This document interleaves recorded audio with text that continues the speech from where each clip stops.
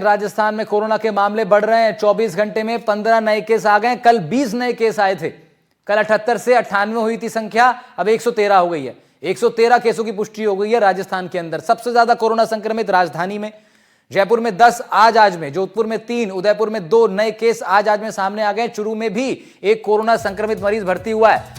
जिलावार रिपोर्ट की बात करें तो अब तक जयपुर में 63, उदयपुर में 14, जोधपुर में 11, बीकानेर में 6, डीडवाना 5, अजमेर बालोतरा में भी केसेस हैं और दौसा में भी 2-2 केस आए। चित्तौड़गढ़, चूरू, डूंगरपुर, फालौदी, राजसमंद, सवाई माधोपुर, सीकर में 1-1 केस आया है।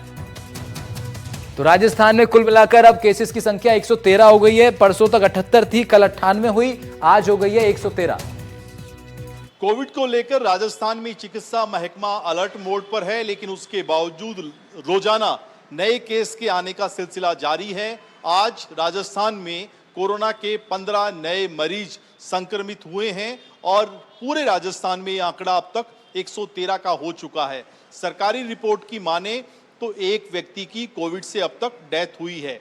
चिकित्सा विभाग ने आज जो रिपोर्ट जारी की है उसमें 15 मरीजों में जयपुर में 10 मरीज जो कि सबसे ज्यादा हैं, जोधपुर में 3, उदयपुर में 2, चूरू में 1 मरीज सामने आया है। और अगर जिलेवार हम रिपोर्ट की बात करें तो सबसे ज्यादा मरीज जयपुर में 63 हैं, उदयपुर में 14 हैं, जोधपुर में 11 हैं, बीकानेर में 6 हैं, डीडवाना में 5, अजमेर, बालोतरा, दौसा में 2-2 मरीज हैं। और इसके अलावा चित्तौड़गढ़ में, चूरू में, डूंगरपुर में, फालौदी में, राजसमंद, सवाई माधोपुर, सीकर में 1-1 केस है और 1 केस मध्य प्रदेश से आया हुआ है।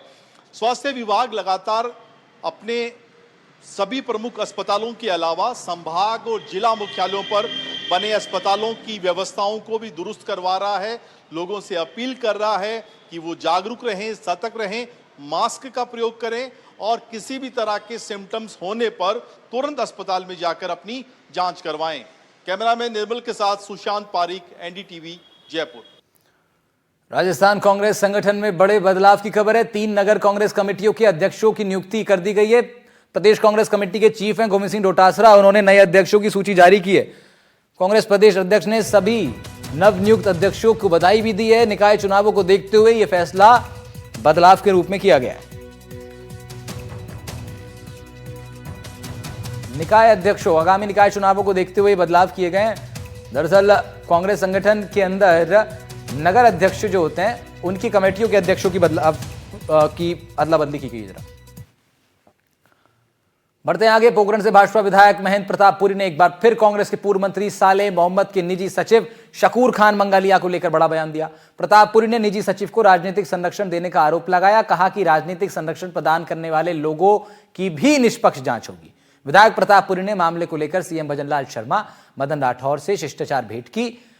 केंद्रीय नेतृत्व को भी पत्र लिखा है पूरे मामले की निष्पक्ष जांच के लिए। क्या कहा, सुनते हैं जरा।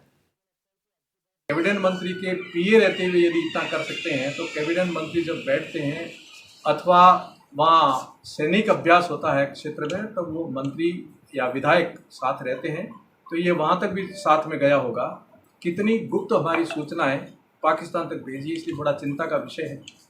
और ऐसी कई घटनाएं हमें आश्चर्यचकित करती है। और अब वो कानून के दायरे में गिरफ्तारी के शिकंजे में आया है। निश्चय ही उस पर बारीकी से जांच करके, कानून अपने दायरे में लेकर के, कानून इतनी बारीकी से जांच करके और उनको ऐसा लें कि इनको शरण देने वाले भी कोई नहीं बचें और ऐसे और कोई तैयार नहीं हो और इनको भी सबक मिलनी चाहिए। उधर राजस्थान में परीक्षा हो और उन पर संग्राम ना हो, यह मुमकिन ही नहीं है। चाहे वो एसआई भर्ती की बात हो या आरएएस भर्ती, जिसको पोस्टपोन करने की अब मांग उठ रही है। संग्राम जारी है। क्या है विवाद, क्या है मामला, रिपोर्ट देखिए।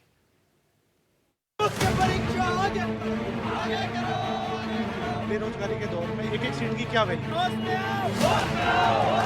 मुख्य परीक्षा आगे करो। छुट्टियां कैंसिल होने की वजह से वो तैयारी नहीं कर पा रहे। हाथों में तख्ती, मुंह पर सरकार से परीक्षा तारीख को आगे बढ़ाने की मांग और चेहरे पर छाई मायूसी।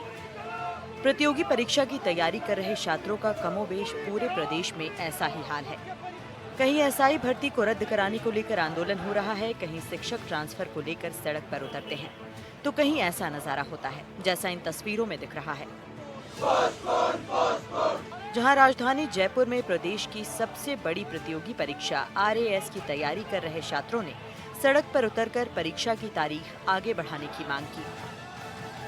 सर सबसे पहले तो ये है कि 2023 की जो एग्ज़ाम चल रही है RS की, उसके इंटरव्यू चल रहे हैं, वो अभी कंप्लीट नहीं हुए। उससे पहले 2024 का विज्ञप्ति दे दी थी, उसके बाद एग्ज़ाम भी करवा दिया प्री का, मेंस की भी डेट दे दी थी दिसंबर में। उसके बाद में अब 3 महीने का टाइम दिया है प्री और मेंस के बीच में। इस दौरान हमारे पैरेलल 2023 के भी इंटरव्यू चल रहे हैं, वो अभी कंप्लीट नहीं हुए। कम से कम 100 या 200 लोग ऐसे हैं जो वहाँ पे सेलेक्ट होंगे और टॉपर भी होंगे। ऐसा नहीं है कि जो टॉपर होगा वो दोबारा एग्ज़ाम नहीं देगा, तो टॉपर भी होंगे कुछ लोग, वापस 2024 में बैठेंगे, 2024 की सीटों को ख़राब करेंगे। आप जानते हो इस बेरोजगारी के दौर में एक एक सीट की क्या वैल्यू है। इसी कड़ी में सैकड़ों की संख्या में अभ्यर्थियों ने कृषि मंत्री किरोड़ी लाल मीणा के आवास का घेराव किया। उसके बाद बीजेपी दफ्तर भी पहुंचे। अभ्यर्थियों का कहना है कि पिछले RS परीक्षा का अंतिम परिणाम नहीं आया है, इसलिए बड़ी संख्या में वे अभ्यर्थी इस बार परीक्षा दे रहे हैं जो रिजल्ट के इंतजार में हैं। सर बात यह है कि पिछली बार का जो 2023 का एक बार रिजल्ट दे देते, उसके बाद ये वाला मेंस कराते तो ज़्यादा अच्छा रहता। तो